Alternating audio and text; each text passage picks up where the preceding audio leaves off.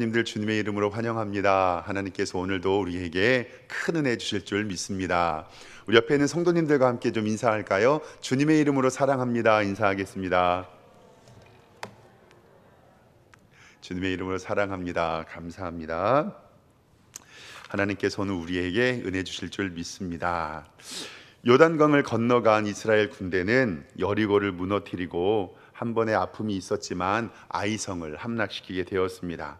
그리고 남부 가나안 왕들의 연합, 때로는 기브온 주민들의 꾀가 있어서 그들은 화친을 맺었지만 그들을 다 물리쳤고, 그리고 북부 연합군의 왕들도 다 물리쳤습니다.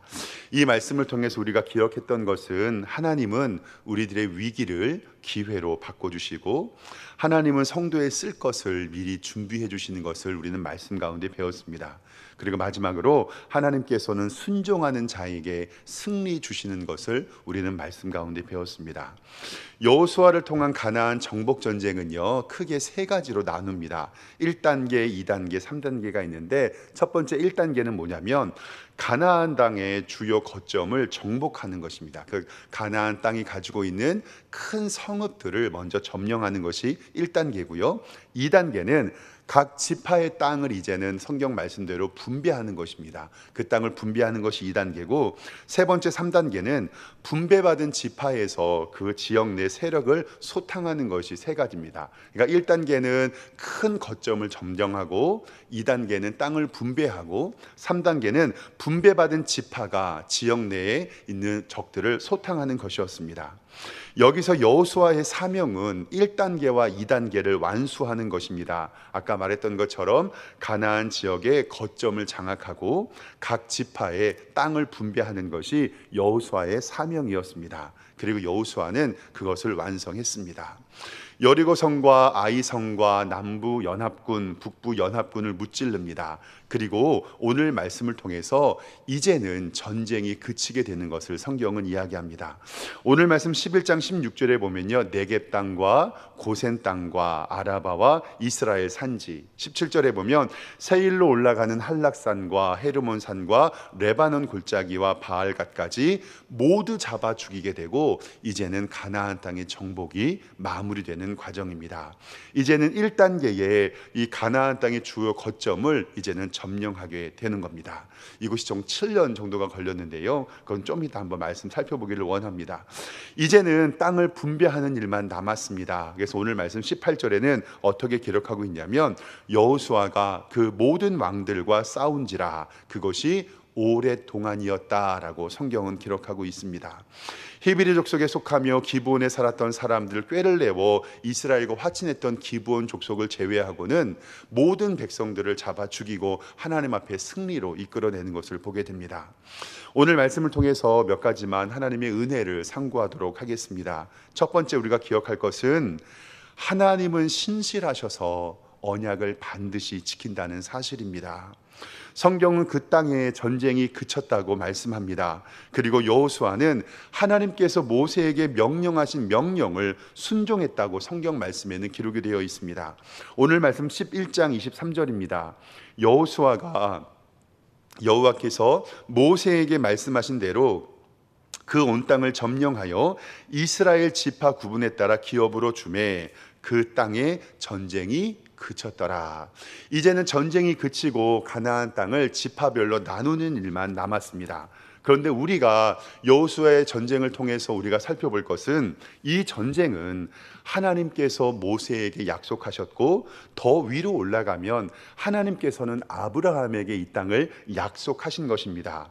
조금 시간이 지나도 우리 하나님의 말씀 찾아보도록 하겠습니다. 창세기 13장을 좀 찾아보도록 하겠습니다. 성경을 좀 펴서요, 창세기 13장 14절 말씀을 우리 함께 좀 찾아보도록 하겠습니다. 하나님께서 아브라함을 부르시고 본토 친척 아비집을 떠나 내가 내게 지시할 땅으로 가라고 하십니다. 그리고 아브라함이 헤브론, 오늘 이스라엘 백성들이 점령한 이 헤브론 땅에 이르렀을 때 창세기 13장 14절부터 이렇게 말씀합니다. 제가 읽을 테니까 함께 보시기 바랍니다. 롯이 아브라함을 떠난 후에 여호와께서 아브라함에게 이르시되 너는 눈을 들어 너 있는 곳에서 북쪽과 남쪽 그리고 동쪽과 서쪽을 바라보라. 보이는 땅을 내가 너와 내 자손에게 주리니 영원히 이르리라. 내가 내 자손의 땅이 티끌 같게 하리니 사람이 땅의 티끌을 능히 셀 수 있을진데 내 자손도 세리라 라는 말씀을 통해서 하나님께서는 아브라함에게 그 땅을 직접 보여주시며 그 땅을 너에게 주겠다고 언약을 맺으셨습니다. 즉 이것은 여호수아와 맺은 언약이 아니라 하나님께서는 그의 조상인 아브라함을 통하여 먼저 언약을 맺었던 것을 우리는 말씀 가운데 기록이 되어 있습니다. 또 말씀 하나 찾아보겠습니다. 출애굽기 6장 8절입니다. 구약 성경 창세기 다음에 있는 출애굽기 6장 8절 말씀도 한번 좀 찾아보도록 하겠습니다. 출애굽기 6장 8절입니다. 6장 7절부터 좀 읽어볼까요? 제가 읽을 테니까 한번 눈으로 보십시오. 출애굽기 6장 7절입니다. 너희는 내 백성으로 삼고 나는 너희의 하나님이 되리니 나는 애굽 사람의 무거운 짐 밑에서 너희를 빼낸 너희 하나님 여호와인 줄 너희가 알지라. 내가 아브라함과 이삭과 야곱에게로 주기로 한 맹세한 땅으로 너희를 인도하고 그 땅을 너희에게 주어 기업으로 삼게 하리라. 나는 여호와라 하셨다 하라. 모세가 이와 같이 이스라엘 자손에게 전하나 그들의 마음의 상함과 가혹한 노욕으로 말미암아 모세의 말을 듣지 아니하였더라. 그들은 듣지 아니하였지만 하나님께서는 모세에게 아브라함과 이삭과 야곱에게 주기로 한 맹세한 땅으로 너희를 인도하여 주시겠다라고 약속합니다. 즉 여호수아가 점령한 이 가나안 땅은 하나님께서 단순히 여호수아에게만 말씀하신 것이 아니라 아브라함과 이삭과 야곱에게 그리고 모세에게 약속한 그 언약의 땅을 이제는 여호수아가 차지한 것을 믿으시기를 주님의 이름으로 축원합니다. 여호수아는요 그 하나님의 말씀에 따라서 7년 동안 전쟁을 감당했습니다. 그리고 나서 꼭 기억해야 할 것은 하나님의 언약이 한 번에 그대로 이루어진 것이 아니라 우리 한번 살펴보시길 바랍니다. 하나님께서 아브라함을 부르셨습니다. 그리고 그 아브라함을 통하여서 하나님의 약속을 이루어 주셨는데 하나님께서는 이스라엘 백성들이 교만하여 광야에서 430년 동안 종이 되어 갱노릇할 것을 알고 계셨습니다. 이것도 말씀 한번 찾아보겠습니다. 창세기 15장 13절 말씀입니다. 이것도 좀 찾아보겠습니다. 창세기 15장 13절입니다. 하나님께서는 아브라함과 함께 그 백성을 너희에게 주시겠다고 약속하셨고 횃불 언약을 통해서 언약을 맺으신 다음에 창세기 15장 13절 말씀에 이렇게 언약을 맺으십니다. 여호와께서 아브라함에게 이르시되 너는 반드시 알라. 내 자손이 이방에서 객이 되어 그들을 섬기겠고 그들은 400년 동안 내 자손을 괴롭히리니 그들이 섬기는 나라가 내가 징벌할지며 그 후에 내 자손이 큰 재물을 이끌고 나오리라. 아멘. 즉 하나님께서는 이스라엘 백성들이 어떻게 하고 어떻게 출애굽할 것이며 어떻게 가나안 땅을 얻을 것인지를 다 알고 계셨습니다. 즉 이것은 하나님의 섭리와 하나님의 작정을 통해서 우리에게 이루어낸 것입니다. 즉 이스라엘 백성들은요 아브라함이 하나님께 언약을 맺으셨지요. 그런데 아브라함 이후에 야곱과 요셉을 지나서 요셉을 모르는 왕이 이 바로를 통해서 요셉이 이 애굽으로 갔을 때 그들을 점령하게 됩니다. 그리고 나서 그들의 죄악으로 말미암아 430년 동안 그들은 애굽에서 종살이를 합니다. 그리고 나서 40년 동안을 광야에서 살게 하시고 광야 40년이 끝난 다음에 이 여호수아는 7년 동안 전쟁에 참여하게 됩니다. 계산을 해보면 약 430년 더하기 40년 더하기 7년 하면 477년 500년 가까이 하나님의 약속을 믿고 의지했지만 그 약속을 이루기에는 그런 500년이라는 시간이 걸렸던 것을 봅니다. 힘들고 어려운 시기와 광야를 지났지만 하나님의 약속은 신실하셨고 가나안 땅으로 인도하여 주신 것을 믿습니다.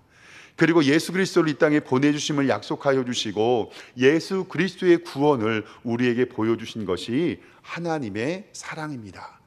즉 이스라엘 백성들은 여호수아를 통하여 가나안 땅에 입성했고 이제는 그 땅을 분배하는 일만 남았습니다.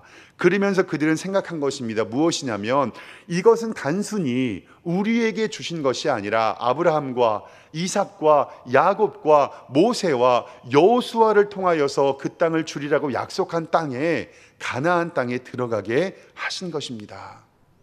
사랑하는 성도 여러분, 그러면 이스라엘 백성들은 하나님의 언약을 믿고 신뢰하여서 이 땅에 들어갔는데, 우리 이 시간에 예배 드리는 우리 사랑하는 성도님들이 하나님께서 주신 언약은 과연 무엇입니까?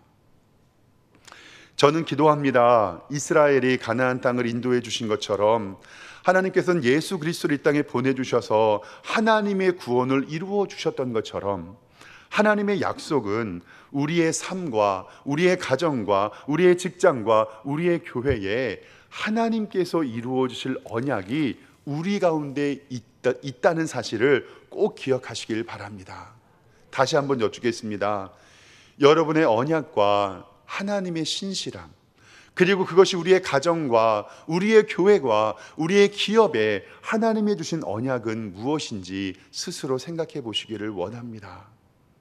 때로는 그것이 우리의 가정의 구원일 수도 있고 건강일 수도 있고 자녀의 축복일 수도 있고 우리의 기업의 부흥일 수도 있습니다.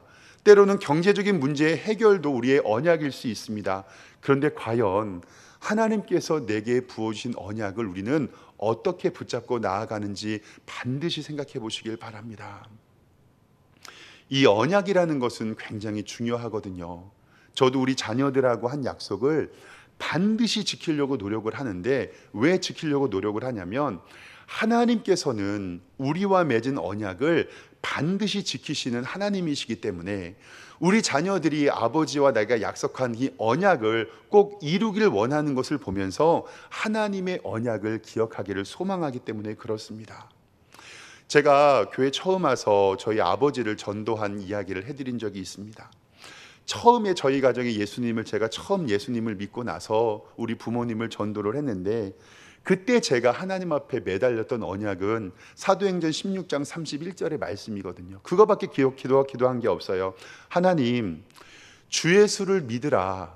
그리하면 너와 내 집이 구원을 얻는다고 하셨으니 그 하나님의 언약을 내가 믿으니 하나님 뭐 지키세요? 약속 지키세요. 내가 예수님 믿고 구원 얻었으니 주 예수를 믿으라. 그리하면 너와 내 집이 구원을 얻는다고 약속하셨으니 하나님 그 약속 지키십시오라고 이야기하는 것밖에 내가 할 수 있는 것이 없었음을 고백합니다. 하나님께서는 그 기도에 응답하여 주시고 우리의 가정을 구원해 주시고 하나님의 은혜의 장막에 거하게 하신 게 너무나도 감사드립니다. 하나님께서는 우리의 개인들에게 이렇게 은혜로 주시는 언약의 말씀이 있는 줄 압니다. 그럼 제가 다시 한번 질문하겠습니다. 사랑하는 성도 여러분, 하나님께서 여러분에게 2022년도에 주시는 언약의 말씀은 무엇입니까? 히브리서 10장 23절에 약속하신 이는 미쁘시니 우리가 믿는 도리의 소망을 굳게 잡고 움직이지 말고 소망을 이루라라고 우리에게 말씀하고 있습니다. 때로는 우리에게 가정에, 우리의 자녀에, 우리의 기업에, 더 나아가서는 하나님의 교회 위에 하나님의 언약을 부어주실 줄 믿습니다. 전에도 제가 말씀드렸던 것처럼 저는 초대교회의 부흥이 우리 석샘교회에 이루어지기를 소망합니다. 우리 교회가 믿음으로, 사랑으로 온전하여지고 하나가 된다면 하나님께서 초대교회에 3,000명, 5,000명이 회개하여 하나님의 교회에 세례받고 주의 영광이 나타난 것처럼 우리 교회에도 그와 같은 하나님의 풍성한 있기를 소망합니다. 우리의 가정도 마찬가지입니다. 우리의 자녀도 마찬가지고요. 우리의 일터도 여러분들이 지금 붙잡고 기도하는 하나님의 언약의 약속이 반드시 이루어질 줄 믿습니다. 하나님께서 은혜 부어주심 기다리면서 새벽 예배 본당에서 드릴 겁니다. 할렐루야.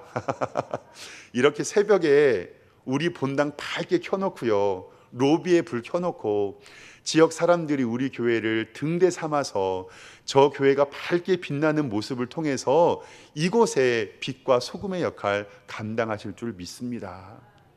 교회에 늘 출근함에 있으면서 가끔씩 이제 점심시간이나 약속이 있어서 제가 밖을 나갈 때가 있는데, 제가 교회에 있을 때는 문을 활짝 열어놓거든요. 근데 제가 일이 있을 때는 교회의 문을 이렇게 잠그고 나가거든요. 우리 성도님들은 비밀번호를 아시니까. 그때마다 제가 하나님 앞에 기도하는 게 있어요. 하나님, 저 문 열어놓고 나가고 싶습니다. 왜냐하면 우리 교회가 사람들로 바글바글하고 성도님들이 가득하다면 항상 열려있는 교회로 섬길 수 있게 되는 거거든요.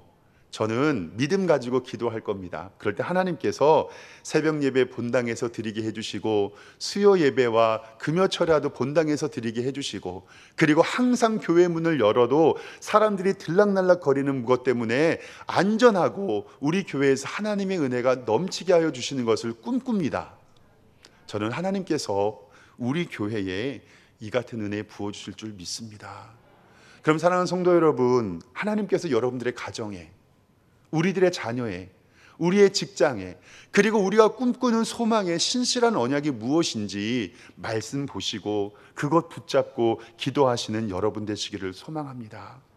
베드로후서 3장 9절에 주의 약속은 어떤 이는 더디다고 생각하는 것 같이 더딘 것이 아니라 오직 너희를 대하여 오래 참으사 아무도 멸망하지 않고 다 회개하기 이르시기를 원하신다라는 하나님의 말씀이, 어떤 사람들은 주의 약속이 더디다고 생각하는 것이 아니라 더딘 것이 아니라 우리 가운데 역사하시는 하나님의 능력이 우리 가운데 있다면 그 기도는 반드시 응답될 줄 믿습니다. 두 번째로는 우리 말씀을 통해서 우리는 인생의 연약함을 느끼며 하나님을 신뢰하게 됩니다. 제가 말씀을 보면서 이 가나안 정복 전쟁의 기사를 보면서 연약한 인간으로서 어느 정도의 위로를 받았습니다. 왜냐하면 그 이유는 모세를 통해서 철저하게 훈련받았던 여호수아거든요. 여호수아도 하나님의 말씀에 100% 순종을 하려고 했고, 그리고 하나님의 말씀을 직접 들었던 주의 종이었거든요. 그런데 여호수아도 실수할 때가 있었습니다. 언제였냐면 기브온 거민들의 꾀에 넘어가서 다 죽이라고 멸했는데 그 기브온 백성들을 죽이지 못했기 때문에 그렇습니다.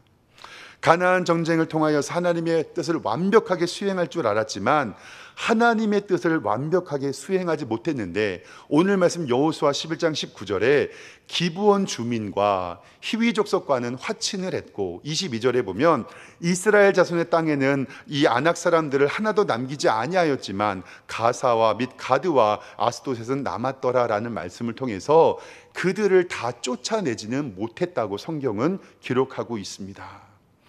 이 말씀을 바라보면서 제가 위로받은 것은 뭐냐면, 인간인 우리가 하나님의 뜻을 온전히 이룰 수는 없고 다 따를 수는 없다는 것입니다.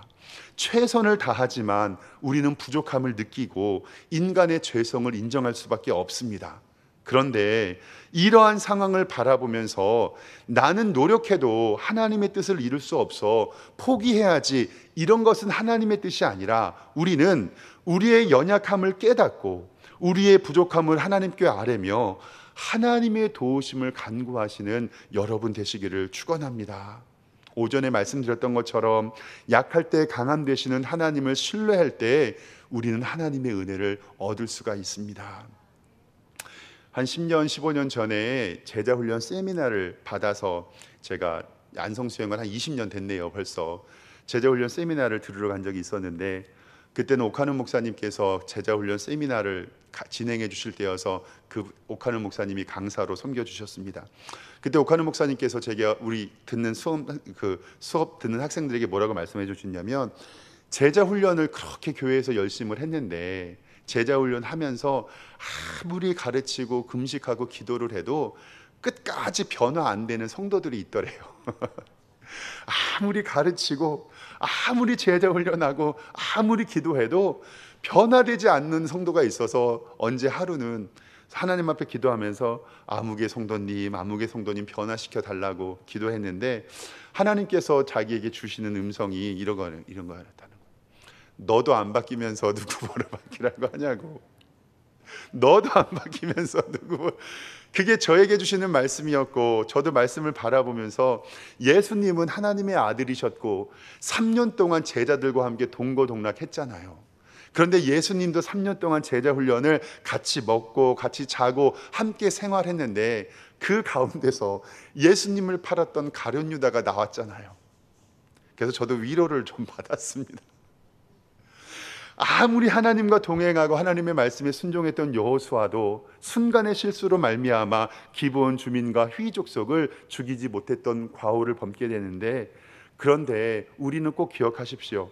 욥기 25장 4절 말씀에 그런즉 하나님 앞에서 사람이 어찌 의롭다 하며 부녀에게서 난 자가 어찌 깨끗하게 하랴. 우리는 하나님 앞에서 완전해질 수 없고 온전해질 수 없는 죄인임을 인정하시길 바랍니다. 그러나 내가 죄인이기 때문에 한 번 버려진 몸 막 살아야지가 아니라 내가 나의 연약함을 깨닫고 내 부족함을 인정하며 하나님 도와주세요라고 기도할 때 하나님께서 우리에게 더 풍성한 은혜 부어주실 줄 믿습니다.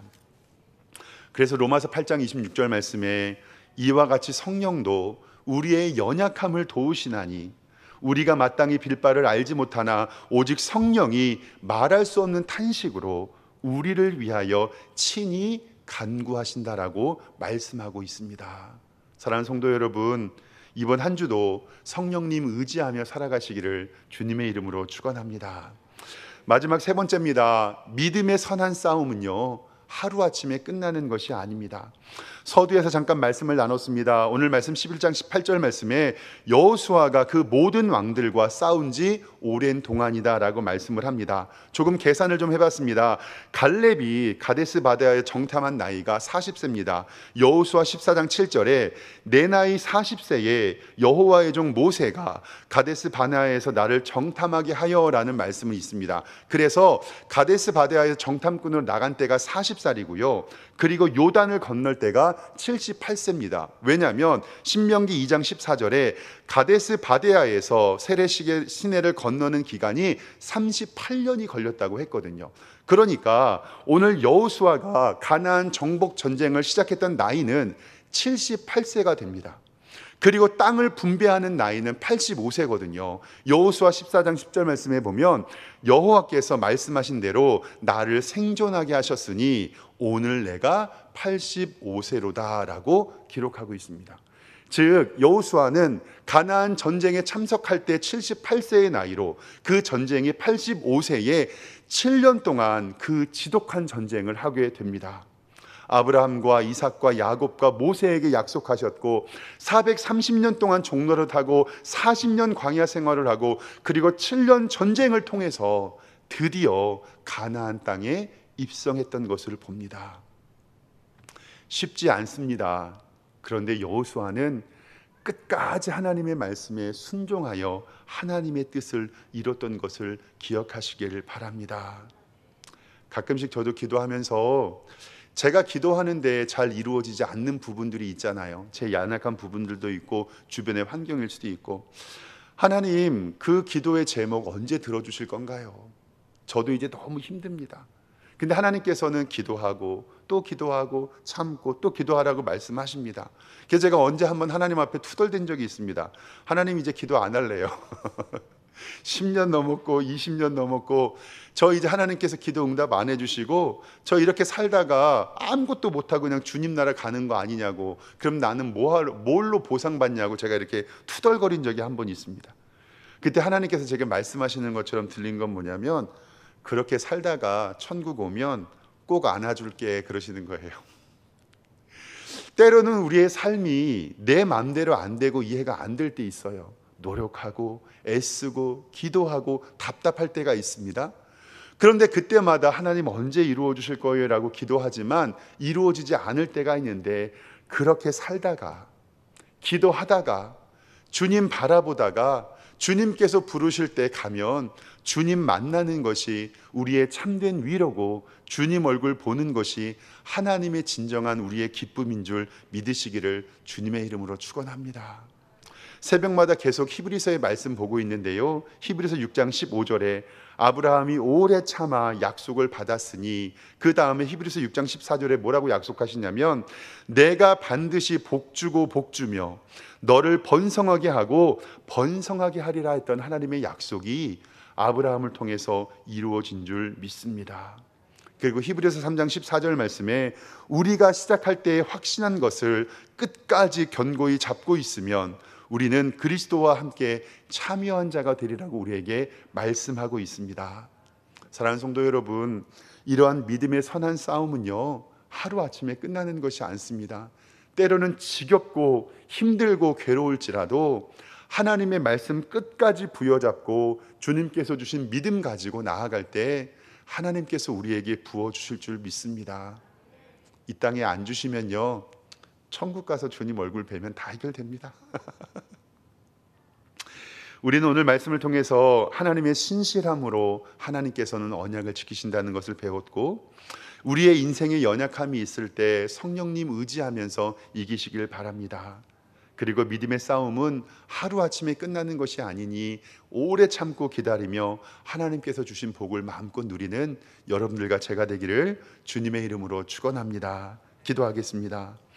하나님 아버지, 은혜와 사랑에 감사합니다. 우리의 말씀을 통해서 신실한 하나님, 성령님 의지하게 하시고 믿음의 싸움을 잘 살아갈 수 있는 우리 성도들 될 수 있도록 인도하여 주시옵소서. 감사드리고 예수 그리스도의 이름으로 기도드리옵나이다. 아멘.